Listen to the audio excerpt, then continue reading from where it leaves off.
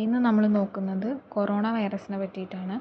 അപ്പോൾ corona virus എന്ന് പറയുമ്പോൾ നമ്മൾ COVID-19 ശാസ്ത്രനാമം SARS-CoV-2.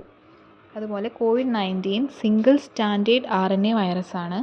കൊറോണ എന്ന ലാറ്റിൻ പദത്തിൻ്റെ മീനിങ് എന്ന് പറയുന്നത് കിരീടമാണ്. കൊറോണ ബാധിക്കുന്ന അവയവമാണ് ശ്വാസകോശം.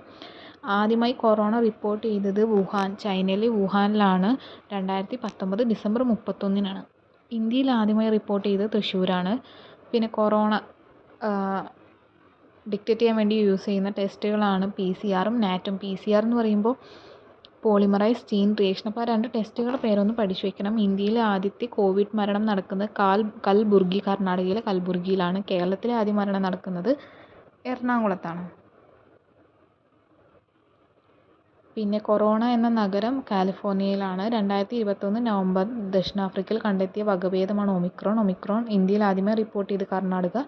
കേരളത്തിൽ ആദ്യമായി റിപ്പോർട്ട് ചെയ്തത് എറണാകുളം. കോവിഡ് രോഗികളിൽ കണ്ടെത്തിയ ഫംഗസാണ് ബ്ലാക്ക് ഫംഗസ്. ആദ്യമായി COVID-19 വാക്സിൻ വികസിപ്പിച്ച രാജ്യമാണ് റഷ്യ. അവരുടെ ആ ഒരു വാക്സിൻ സ്പുട്നിക് V.